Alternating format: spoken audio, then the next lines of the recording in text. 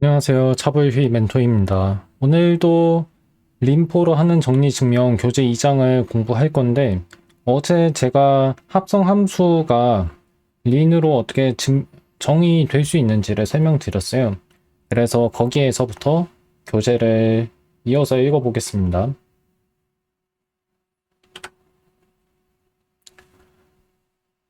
잠시만요. 방송이 지금 나오고 있는지 확인하고 있어요.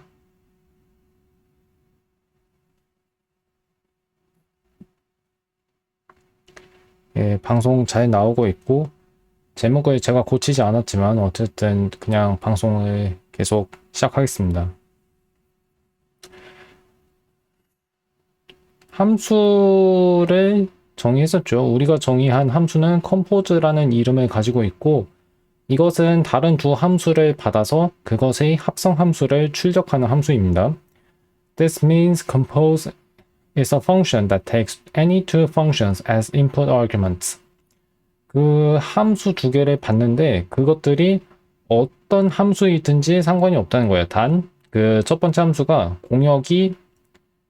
첫 번째 함수의 공역이 두 번째 함수의 정의역과 같아야 합니다. So long as those functions each take only one input. 이게 뭔 얘기냐면 입력값이 하나만 있어야 한다는 거죠. 1변수 함수여야 한다는 뜻입니다. 2변수 이상의 다변수 함수이면 안 된다는 얘기예요. 예. 근데 뭐 그렇죠. F랑 G는 입력값이 하나만 있어야 하죠. 입력값을 여러 개 취하는 함수가 되면 안 되는 거고 그렇고 그 다음에 이 말은 왜 나오는지 모르겠는데 The type algebra 이걸 갑자기 대수라고 불러요. 왜 대수라고 부른지는 저도 잘 이해가 안 갑니다. 근데 그냥 그러려니 할게요. 함수 유형이죠. 함수 유형 베타에서 감마 그 다음에 알파에서 베타로의 함수 유형이 각각 뭔 뜻이냐면 제가 앞에서 얘기한 겁니다. 첫 번째 함수의 입력값의 유형 그것은 네, 지금 첫 번째 함수라고 얘기하는 거는 제가 첫 번째, 두 번째라고 말을 했을 때 f에 해당하는 것이 첫 번째 함수라고 말을 했는데 지금 여기서는 그렇지가 않은 거예요. 이 교재에서는 첫 번째 함수가 g를 의미합니다. g의 입력값의 유형은 뭐냐면 g의 정의역이죠. 그러니까 베타고 그 다음에 두 번째 함수의 출력값의 유형은 뭐냐면 f의 출력값의 유형이니까 베타죠. 그 둘이 베타로 같죠. 이렇게 같아야 한다는 얘기입니다. 제가 이전 영상이나 이번에 계속 얘기했을 때는 첫 번째 함수와 두 번째 함수가 각각 fg를 의미하는데 근데 이게 compose라는 함수에 입력하는 순서와는 달랐어요. compose라는 함수에 두 번째 함수를 먼저 집어넣고 그 다음에 첫 번째 함수를 집어넣죠. 그러다 보니까 교재에서는 그 첫 번째, 두 번째라는 말이 지금 제가 사용하는 것과 반대가 되어 있습니다. 그거를 참고하시면 좋고 그 다음에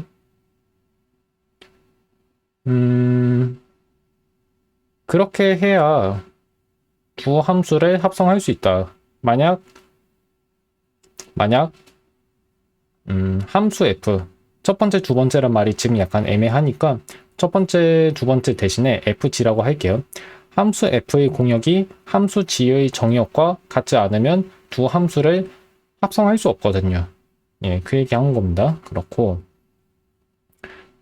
예. 세 번째 인수는 알파에 속한다고 하죠. 잠깐만요. 위로 올라가 버렸는데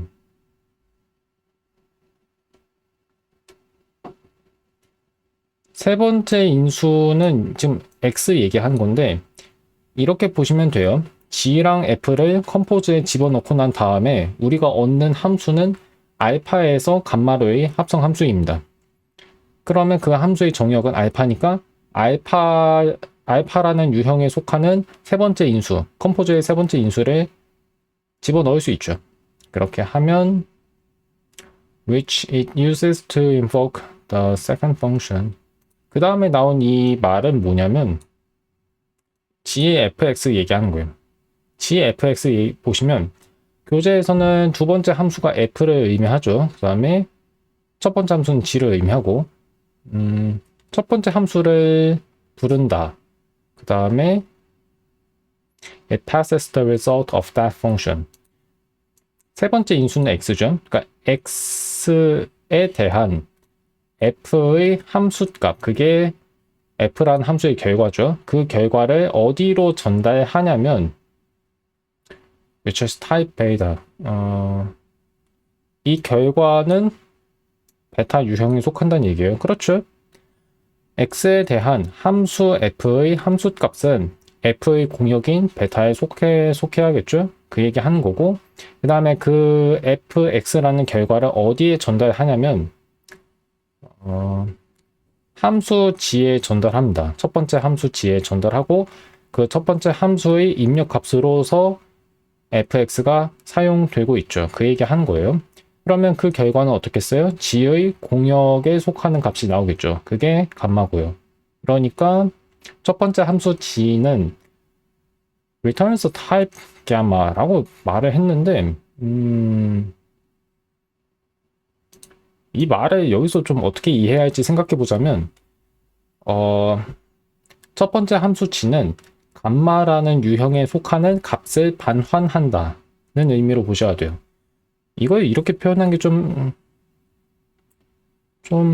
이해가 안 갈 수도 있어요. 그리고 약간 저도 그런데 이런 말을 많이 쓰더라고요. type gamma라고 했지만 어떤 유형 감마를 반환한다는 의미가 아니라 그 감마에 속하는 어떤 항 하나를 반환한다는 의미예요. 그렇고 so that is also the return type of the compose function. 최종 값이 감마에 속하니까 감마라는 이 긴 함수가 감마라는 함수가 아니라, 다시 얘기할게요. compose의 최종 함수 값은 감마라는 유형에 속하니까 이 긴 함수 값의 유형은 감마에 속한다. 그 얘기하는 거예요. 네. 방금 제가 앞에서 뭔 말을 했는지 기억이 안 나요. 근데 하여튼 그 말은 지우시고 제가 방금 얘기한 걸 들으시면 됩니다. The first function g returns a type gamma, so that is also the return type of the compose function. 이 말을 제가 방금 해설해 드렸죠. 예, 그렇게 이해하시면 되고, compose is also very general in that it works over any type alpha, beta, and gamma. 이 얘기예요. compose라고 정의한 이 합성함수는 이것 자체가 합성함수는 아니고 합성함수를 만들어주는 함수인데, 이 함수는 매우 일반적이라고 얘기했어요. 그 이유는 뭐냐면 함수 f나 함수 g의 정의역과 공역을 우리가 마음대로 정할 수 있기 때문이죠. 그게 알파, 베타, 감마가 가리키는 것이고, This means compose can compose just about any two functions so long as they each take one parameter.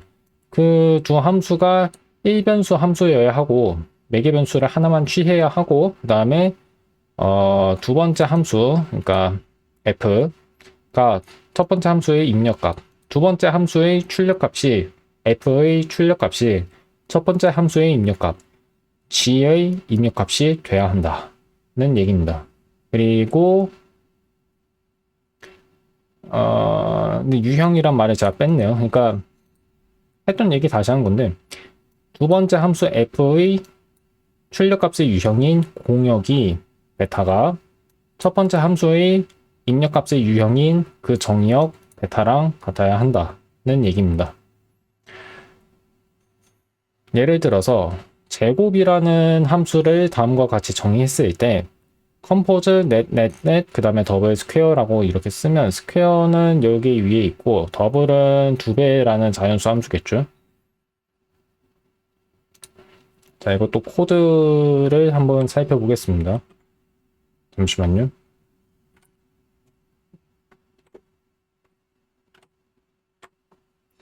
하고, 예. 코드를 볼 건데, 합성 함수는 이렇게 정의되어 있고, 그 다음에 2배 함수는 지금 이렇게 정의되어 있죠. 2배 함수는 x 더하기 x와 같이 정의되어 있고, 제곱 함수는 x 곱하기 x라고 정의되어 있는데요. 이거를 먼저 보여드릴게요.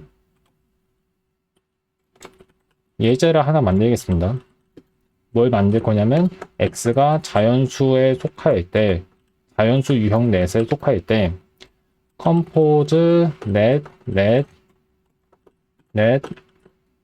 세 번 쓰시고 그 다음에 더블 쓰시면 되죠. 더블 그 다음에 스퀘어 하고 3을 쓰시면 이게 뭐랑 같은지 제가 설명드릴 건데요. 이 식은 어떻게 간단하게 만들 수 있을지 한번 생각해 주세요. 저는 지금 바로 얘기하겠습니다. 더블 그 다음에 스퀘어 3.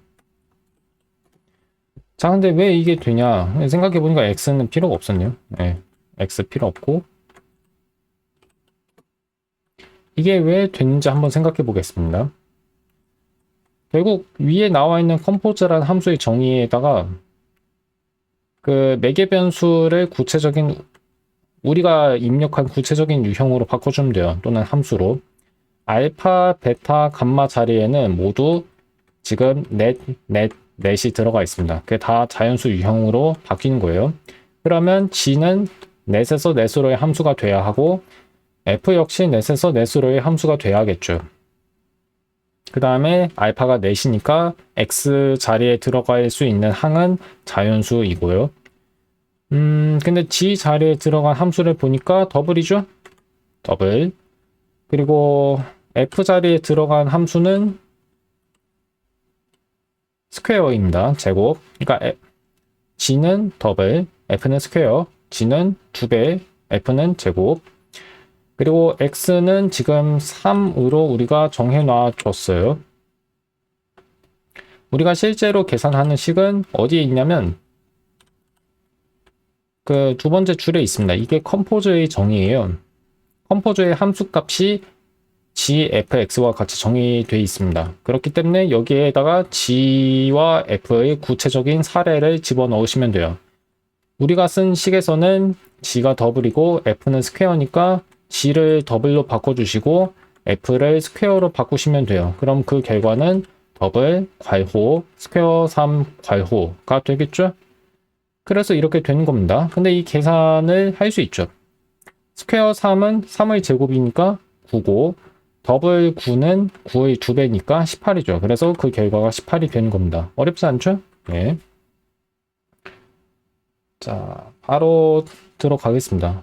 그러면 여기까지 해서는 정의라는 핵심어에 대해서 알아봤고 그 다음으로 지역 정의, 국소적인 정의에 대해서 알아볼게요.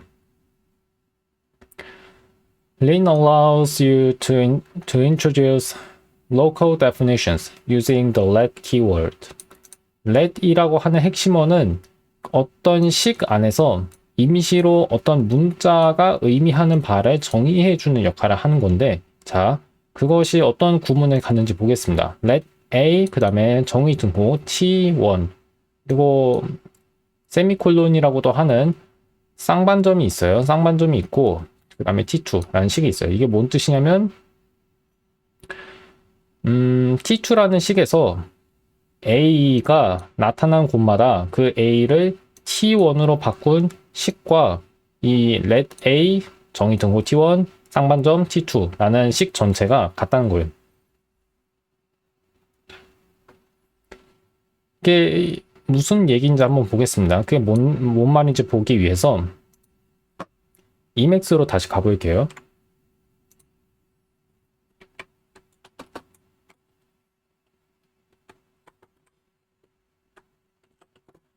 자, 체크가 있고, 그 다음에 let y equals 2 plus 2, 그리고 y 곱하기 y가 나와 있는데, 위에 나와 있는 식은 뭐랑 같은 거냐면,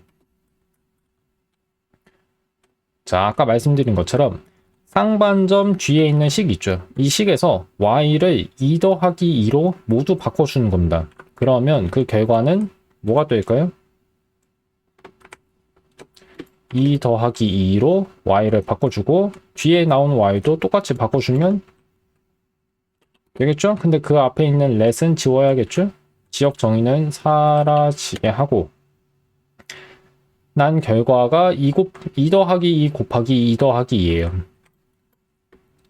1번 줄에 나와 있는 식이랑 2번 줄에 나와 있는 식은 똑같은 겁니다. 예. 근데 어떤 경우에는 2 더하기 2라는 걸 좀 더 간결하게 표현하고 싶을 때가 있어요. 그럴 때 지역 정의를 이용해서 2 더하기 2를 y라고 정의하는 겁니다. 그 다음에 우리가 원래 쓰려고 했던 2 더하기 2 곱하기 2 더하기 2라는 식을 간단하게 y 곱하기 y라고 쓸 수 있는 거죠. 그 값은 당연히 16이 되는데 그 이유는 뭐냐면 2번 줄에 나와 있는 식의 값이 16이니까요. 4 곱하기 4죠? 4 곱하기 4는 16이죠. 그래서 y 곱하기 y라고 쓰인 것도 결국 y가 2 더하기 2, 즉 4니까 16이 됩니다. twice double이라는 함수가 정의되어 있는데 이것이 뭔지 보니까 우선 y는 x의 더블이 돼 있죠. x의 2배예요. 그러니까 더블 x라고 얘기할 수 있겠죠. 근데 x의 2배를 곱했어요. x의 2배를 제곱한 거죠. y 곱하기 y. 그럼 이 정의는 어떤 정의랑 똑같은 거냐면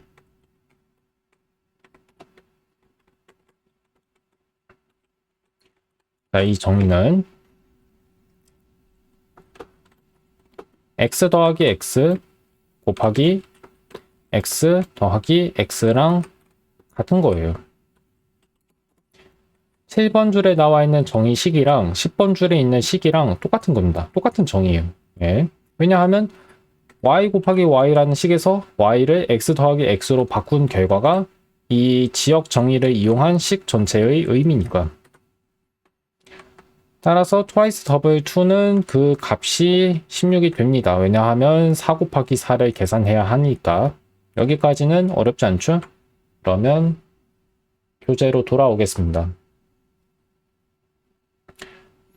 You can combine multiple assignments by chaining let statements. let 구문을 여러 번 써서 정의를 여러 가지 내린 다음에 최종식에서 그것들을 사용할 수 있다는 얘기예요. y를 2 더하기 2라고 하자. 그 다음에 y라는 문자가 또 다른 두 번째 지역 정의에서 쓰였죠. 그렇죠? y. 그럼 y를 2 더하기 2로 치환할 수 있겠죠. 그럼 2 더하기 2 더하기 2 더하기 2가 되겠죠. 그럼 이거는 2가 4번 있으니까 8이 되겠는데요. 그렇죠? 8이죠? 2 곱하기 4니까 8. 근데 우리가 확인하고 싶은 식은 z 곱하기 z입니다. z가 지금 8이잖아요. 그러니까 8 곱하기 8이죠. 그 값은 64가 됩니다. 제가 혹시라도 또 계산을 잘못했을까봐 한번 확인해 볼게요.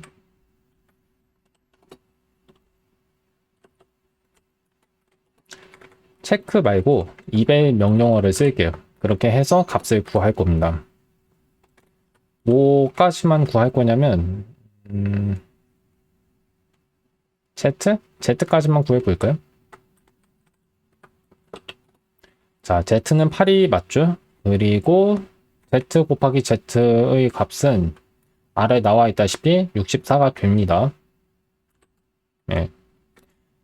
유형은 당연히 자연수고 다시 한번 보여드리면 Z의 값은 8이고 Z 곱하기 Z는 8 곱하기 8이니까 64가 돼요.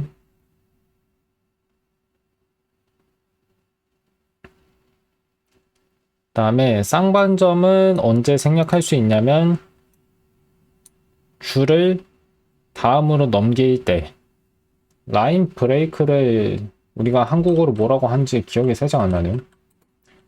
행 바꾼 문자라고 번역하는데 행 바꾼 문자 그냥 엔터 치면 그게 행 바꾼 문자를 입력한 거거든요. 그걸 이용해서 쌍반점 대신에 쌍반점을 그냥 생략할 수 있다는 얘기가 돼요. 써도 되는데 안 써도 돼요. 줄 바꾼 문자를 중간에 집어넣어 주면. t라는 게 어떻게 정의되어 있는지 한번 볼까요? t는 함수인데 왜냐하면 어떤 입력값을 받고 출력을 하니까 y가 x 더하기 x라면 이것도 뭐 위에서 한 거랑 똑같네요. 예. y 곱하기 y를 출적한다. tx라는 값은 y 곱하기 y다. 근데 y는 x 더하기 x니까 x 더하기 x의 제곱이겠죠. 자, 근데 그 다음에 나온 말이 좀 중요합니다. Notice that the meaning of the expression let a be equal to t1, t2. 이게 뒤에 있는 fun a t2 그다음에 t1이라는 이 인명 함수를 특정 항에 적용한 결과랑 매우 비슷해 보인다고 얘기해요. 왜 비슷하다고 느낄 법한지 설명드리자면 앞에 있는 식을 먼저 봐야겠죠. t2라는 식에서 a를 t1으로 치환한 결과, 그다음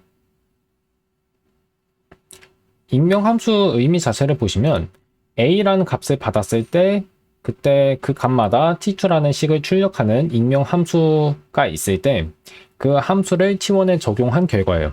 t1에 적용했다고 얘기하는 건 뭐냐면 인명함수 안에 있는 a라는 식이 t1이랑 같을 때 t2가 얼마가 되는지를 계산해야 한다는 의미예요. 그러다 보니까 t2 안에 있는 a를 t1으로 치환하긴 해야 돼요. 그럼 결과가 같겠네 라는 생각을 하실 수 있고 그렇게 생각할 법합니다. 근데 둘이 같지 않다고 얘기해요. 왜 같지 않은지 생각해 봐야겠죠?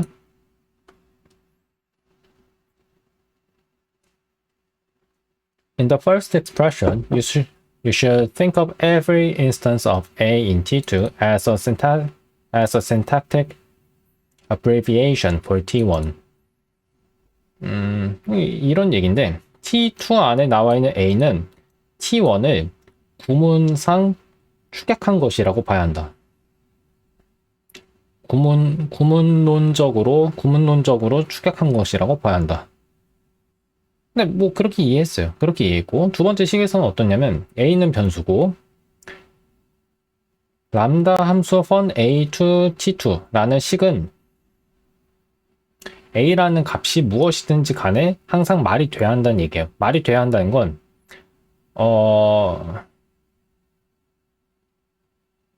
a라는 값이 무엇이든지 간에 t2라는 식을 우리가 잘 구성할 수 있어야 한다는 얘기예요. 그리고 그것의 유형이 뭔지도 린이 알아낼 수 있어야 하고 The let construct is a stronger means of abbreviation.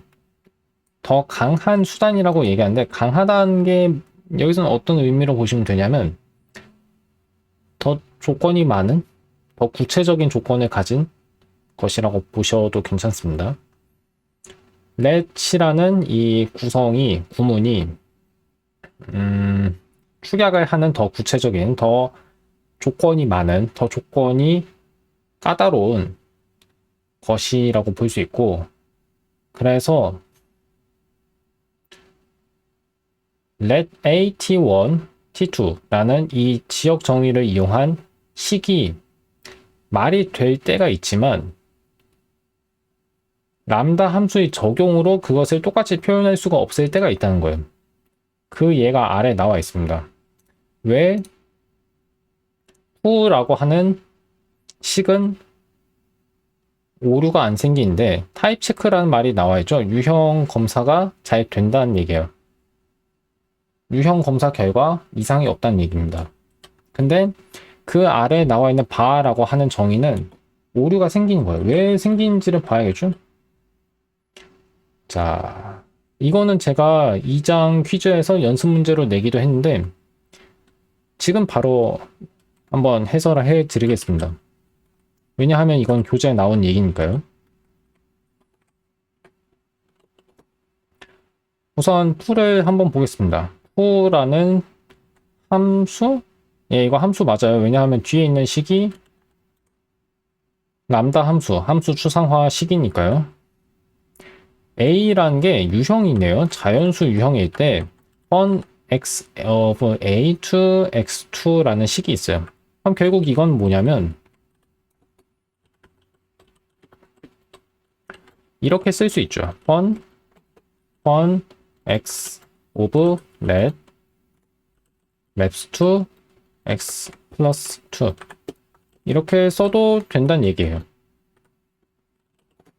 지금 제가 보여드리는 보기가 증명하는 것은 뭐냐면 위에서 우리가 정의한 풀하나 함수가 결국은 자연수 유형에 속하는 어떤 자연수 x에 대하여 x 더하기 2를 반환하는 함수라는 거예요. 네, 그런 함수라는 것을 이 보기가 보여주고 있습니다.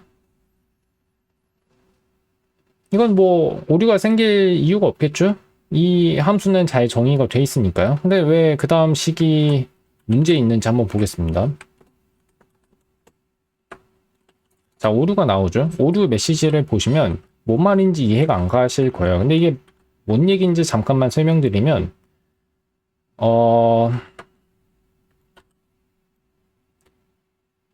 A라는 게 일단 무슨 유형인지 생각을 해봐야 돼요. A라는 게 일단 유형인가? A가 유형이긴 할 거예요. 왜냐하면 그 다음에 나온 식을 보시면 X는 A에 속한다고 나와 있으니까. 그럼 A는 유형이죠. 근데 A가 무슨 유형인지는 우리가 명시하지 않았습니다. 따라서 지금 리는 이것이 타입 3개에 속한다고 보고 있어요. 타입 3개에 속하는데 그것까진 좋아요. 그것까진 좋았는데 A라는 게 어떤 유형이면 x 더하기 2라는 식은 무슨 의미인지 알기가 어렵다는 게 문제예요. 이렇게 생각하실 수도 있어요. x 더하기 2라는 식에서 2는 자연수니까 x의 유형은 넷 자연수 유형이 아니냐 그렇게 보실 수도 있는데 여기서는 린이 그렇게 x의 유형을 마음대로 정할 수가 없습니다. 왜냐하면 x의 유형이 a라고 이미 선언했기 때문에요. x의 유형은 a라고 이미 정해져 있기 때문에 x의 유형이 자연수 유형인 넷이라고 린이 알아서 마음대로 정해버릴 수는 없는 거예요. 그러면 어떤 의미로 이해해야 할까요? 그게 문제인 거예요. 그러니까 x는 a에 속한다고 나와 있는데 a라는 유형이 정확히 어떤 유형인지 모르다 보니까 x 더하기 2라는 식의 값이 어떤 유형에 속하는지 린이 알아내지 못한다는 게 지금 아래 얘기입니다. A 유형이 있고 자연수 유형이 있을 때 그 각각의 유형에서 어떤 한 원소들을 뽑아서 둘을 더한 결과는 어떤 유형에 속해야 하는지 린이 알아서 찾아내지 못하게 되는 거예요. 즉 린의 입장에서 보았을 때는 x 더하기 2는 무슨 의미인지 이해할 수 없는 식인 거예요. 왜냐하면 x의 유형이 자연수 유형 넷이 아니라 다른 것이 될 수도 있기 때문에. 그래서 이게 안 되는 겁니다. 근데 이 생각을 할 수도 있어요. 이 함수 식 자체는 A가 무슨 유형인지 지정을 안 했지만 뒤에 A에 넷이라는 값을 집어넣지 않았냐 이렇게 생각할 수도 있는데 맞긴 하지만요. 그 전에 이 함수식은 그 자체로 말이 돼야 돼요. 그 자체로 말이 돼야 한다는 건 뭔 뜻이냐면 A가 어떤 유형이든지 간에 그것이 타입이라는 유형 세계에 속하기만 하면 x 더하기 2라는 덧셈 결과가 어떤 유형에 속한지를 린이 알 수 있어야 한다는 거예요. 근데 그런 정보가 여기 나와 있지 않습니다. 그러다 보니까 오류가 생기는 거예요. 좀 어렵죠? 예. 그럼 위에 있는 건 왜 오류가 안 생길까? 그거 생각해 보시면 여기서는 A라는 게 임의의 유형이 아니에요. 그러니까 이 차이가 있습니다.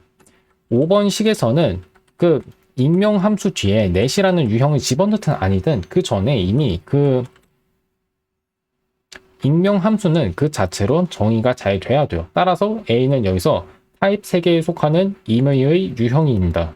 하지만 1번 줄에서는 A는 임의의 유형이 아니에요. A는 그냥 넷입니다. 왜냐하면 A는 넷이라고 지역 정리를 해놨으니까. 그 차이가 있어요. 결론. 위에 있는 식에서는 A가 구체적인 유형으로 정의되어 있지만 아래에 있는 바라는 정의에서는 그 임명 함수 안에 있는 A라는 유형이 타입 3개에 속할 뿐이지 구체적으로 어떤 유형인지 명시를 해놓지 않았어요. 그러다 보니까 x 더하기 2라는 식이 어떤 의미인지 린이 판단하기 어려워지는 겁니다.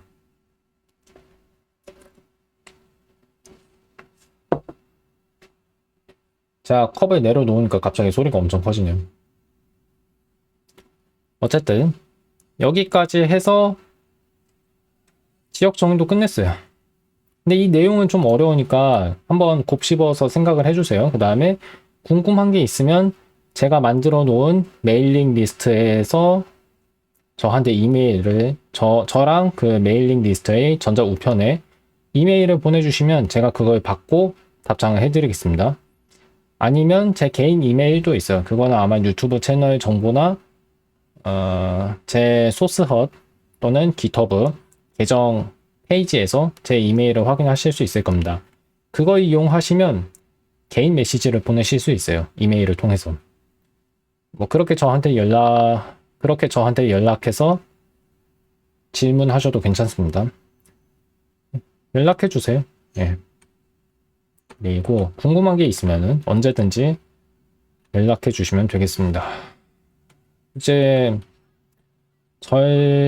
절과 변수에 대해서 설명해야 하고 이름 공간에 대해서도 설명해야 하는데 이 내용은 그냥 무난해요. 무난합니다. 지금 제가 숨이 차는데 잠깐만 물 좀 마시고 이어서 나갈게요.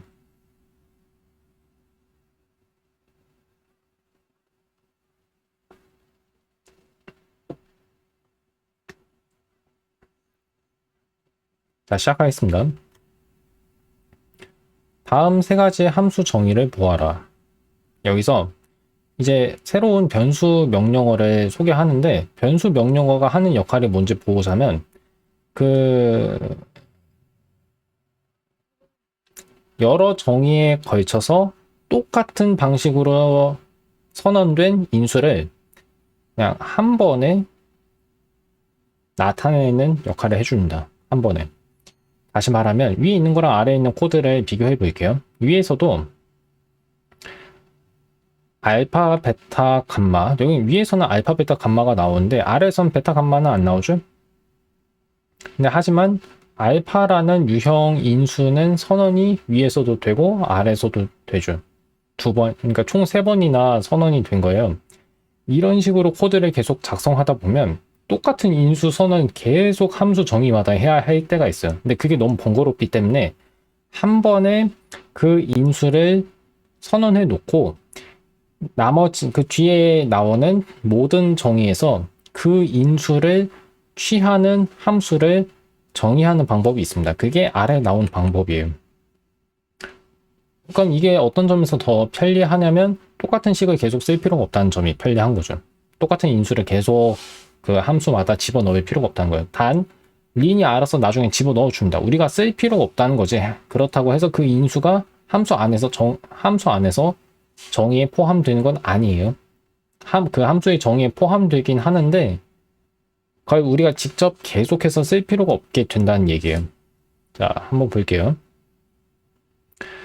컴포즈 보시면 지금 알파, 베타, 감마라는 인수가 안 쓰여 있어요. 그러면 함수 정의에서 그게 빠진 거냐? 그렇지가 않아요. 왜냐하면 컴포즈라는 함수 정의 위에 베리어블 명령어가 있으니까 저게 변수잖아요. 변수 선언이 돼 있는 상태이기 때문에 린이 똑똑해서 이 선언된 변수들 중에서 어떤 변수들이 이 함수에서 쓰였는지를 확인해 줍니다. 근데 잘 보시면 베타 나오죠? 감마 나오죠? 알파도 나오죠? 그러니까 위에 있는 세 변수 모두 컴포즈라는 함수 정의 안에 차례대로 들어가요. 알파, 베타 순으로. 알파, 베타, 감마 순으로. 그 다음에 트와이스 같은 경우에는 베타, 감마라는 유형은 애초에 쓰인 적이 없기 때문에 이 함수 정의에 베타, 감마를 린이 알아서 집어넣지는 않습니다. 왜냐하면 쓰인 적이 없었으니까. 그렇지만 알파는 쓰였죠. 그래서 알파라는 인수가 이 H 인수 앞에 먼저 들어가요. 그 다음에 나와 있는 세 번째 함수 do thrice 또 마찬가지죠. 이것도 알파는 타입에 속하는 유형이라는 인수가 생략된 거라고 볼 수 있습니다. 그 생략된 거는 이미 위에서 써놨죠.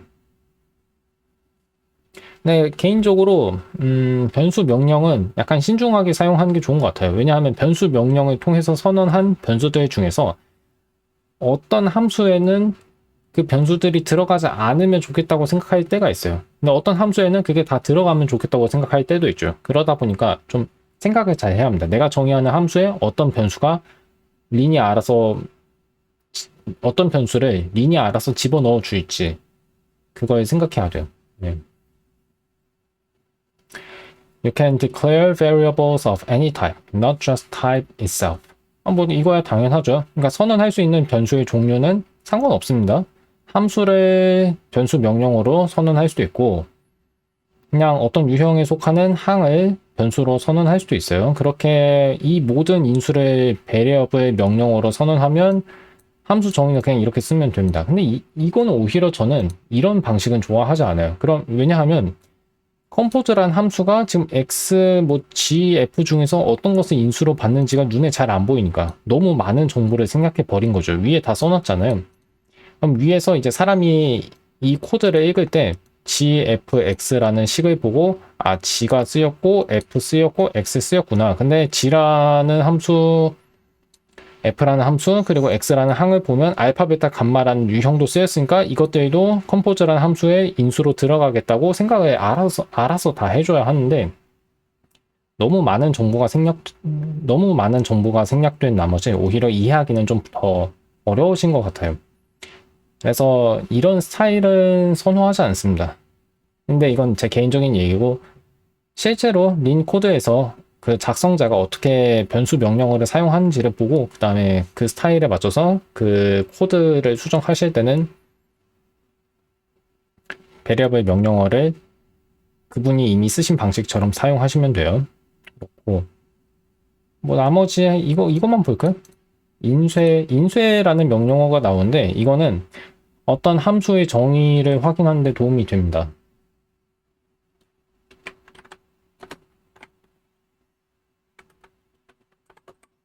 보시면 자, 컴포즈라는 함수의 인수에는 자, 그리고 지금 현재 메시지는 이거예요. 현재 메시지는 이거 전체입니다. 보시면 알파, 베타, 감마가 인수로 들어갔고 그 다음에 베타, 감마, 알파, 베타, 알파, 화살표, 감마가 들어갔죠. 화살표는 오른쪽으로 결합하기 때문에 알파, 화살표, 감마라는 저 함수 유형 주변에 소괄호를 칠 수 있습니다. 그렇고 알파, 베타, 감마, g, f, x 그다음에 뭐 이 정의는 우리가 쓴 거 그대로니까 뭐 괜찮고 do twice의 유형도 보시면 프린트 f가 아니라 프린트 보조 명령의 인쇄 결과는 10번 줄에 나와 있는 결과예요. 보시면 알파라는 인수가 들어갔죠. 그 다음에 알파에서 알파로의 함수 유형, 그 다음에 알파까지 들어가 있습니다. 그러니까 이거를 알아서 다 집어 넣어 준 거예요. 알파에서 알파로의 함수 유형이 들어간 거는 아마 h라는 함수 때문이겠죠. 그렇고 do thrice라는 함수 역시 이거는 뭐 그 유형 특징은 앞에 나온 함수랑 똑같은 거 같습니다. 예, 똑같아요. 한번 똑같은지 볼까요?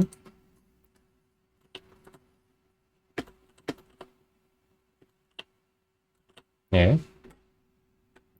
do twice의 유형 특징, 그러니까 유형 특징이라고 얘기했을 때 그냥 그거의 유형이라고 보시면 돼요. 그 다음에 do thrice의 유형도 똑같죠? do twice랑 똑같죠? 네, 그거를 확인했습니다.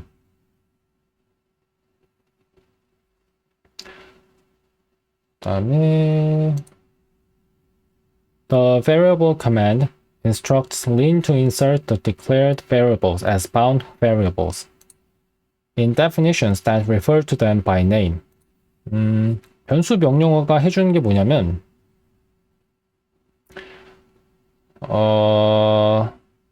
어떤 정의에서 특정 변수를 언급할 때마다 그 이름으로 그 특정 변수를 언급할 때마다 그 이미 앞에서 변수 명령어를 통해 선언된 변수들을 닫힌 변수로서 그냥 인수라고 생각하시면 돼요. 닫힌 변수로서 그 정의에 집어넣는다. 삽입한다는 의미예요. 제가 아까 얘기한 거랑 똑같은 말입니다.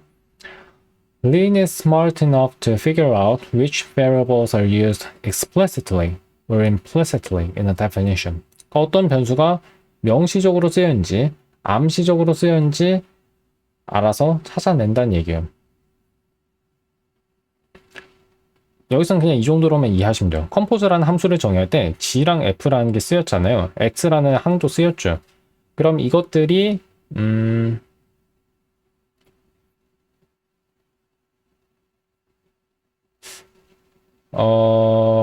이것들 자체는 지금 보시면 이 함수의 정의식 보시면 알파, 베타, 감마라는 변수가 직접 언급은 안 돼 있어요. 그러나 f랑 g 그리고 x는 각각 그것이 속한 유형에서 알파, 베타, 감마라는 유형이 언급됩니다. 그러니까 x 자체라는 식에는 알파가 안 보이잖아요. 그건 f나 g도 마찬가지고요. 그렇지만 이 세 가지 항의 유형을 보시면 알파가 언급되고 그 다음에 베타, 감마가 언급된다는 얘기예요. 그렇기 때문에 알파, 베타, 감마도 이 컴포즈라는 함수의 인수로서 들어갑니다. 린이 그런 것까지 알아내 준다는 거예요. 그걸 어떻게 하는지 참 궁금한데 그걸 해줍니다. 그래서 알파, 베타, 감마, G, F, H 그리고 X라는 게 고정된 객체인 것처럼 생각할 수 있다. 그것이 고정된 객체인 것처럼 생각해서 정의를 내릴 수 있다. 이렇게 나와 있고 린이 그 고정된 객체가 사실 고정된 것이 아니기 때문에 눈으로 보기에는 구체적인 정의인 것처럼 보이는 그 정의를 더 추상화한다고 얘기했어요. 예. 추상화한다는 게 그 인수를 다 함수 정의에 집어넣어 준다는 겁니다. 함수 정의나 아니면 다른 상수의 정의에서요. When declared in this way, a variable stays in scope until the end of the file you are working on. 이게 뭔 말이냐면 변수 명령어의 유효 범위가 어딘지에 대해서 설명하는 건데 어디까지인지 설명하는 건데 기본적으로는 그 파일이 끝나는 부분까지예요. 근데 그게 가끔은 너무 범위가 넓은 거일 수도 있어요. 그렇기 때문에 그 범위를 한정 짓기 위해서는 절이라는 개념을 좀 써야 합니다. 예. 절이라는 핵심어가 있어요. 그걸 이용하면 변수의 유효 범위를 설정할 수 있어요. 제한하는 거죠. 고 When the section is closed, the variables go out of scope. Go out of scope. 변수들의 범위가 끝난다? 그런 의미로 예, 봐도 될 것 같아요. Go out of가 무엇을 떠나다, 무엇에서 없어지다 라는 뜻인데 여기서는 범위가 끝난다는 의미로 받아들이시면 되겠습니다. And cannot be referenced anymore.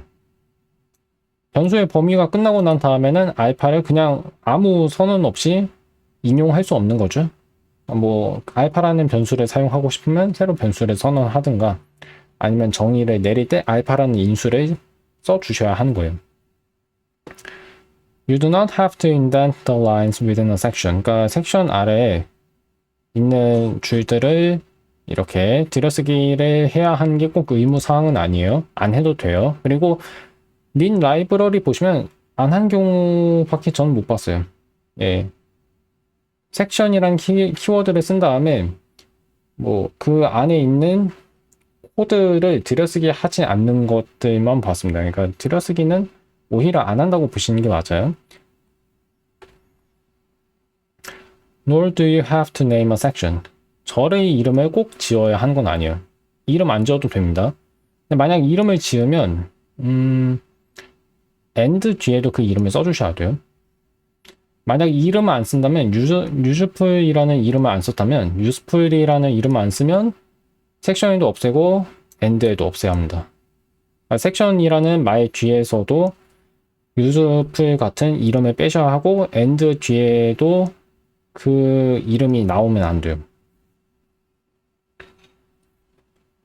예, 뭐 제가 한 얘기고 같은 이름을 써야 한다는 거죠. section useful이라고 처음에 썼는데 and useful이 아니라 and happy 같은 걸 쓰면 안 된다는 거예요. 그 다음에 sections can also be nested. 그러니까 절 안에 절을 또 넣을 수 있고 이런 식으로 만약 절 안에 계속 절을 또 만드는 일을 한다면 새로운 변수를 차근차근 선언할 수 있다고 얘기하는 거예요. 뭐 그렇게 할 수 있겠죠. 절 안에 절이 또 있지 않다면 모든 변수는 그 절 안에서 한 번에 다 선언되지만 만약 이 첫 번째 줄만 유즈풀이라는 절 안에 있고 유즈풀이라는 절 바로 안에 있고 나머지 두 번째랑 세 번째 변수 명령어는 아니죠. 변수 핵심어가 이 유즈풀이라는 절 안에 있는 또 다른 절, 뭐 해피라는 절 안에 들어있다면 그러면 그 해피라는 절로 들어가고 나서야 두 번째, 세 번째 변수 줄이, 그러니까 두 번째, 세 번째 변수 줄이 선언되는 거죠. 그런 식으로 차례대로 변수를 선언할 수 있다는 얘기예요. 그렇고, 이름 공간은 이따가 하겠습니다. 다음 수업에서는 이름 공간 얘기하고, 이름 공간 그렇게 어렵지 않아요. 절이랑 비슷한 역할을 합니다. 그 다음에 나오는 이 내용이 가장 어려워요. 의존 유형.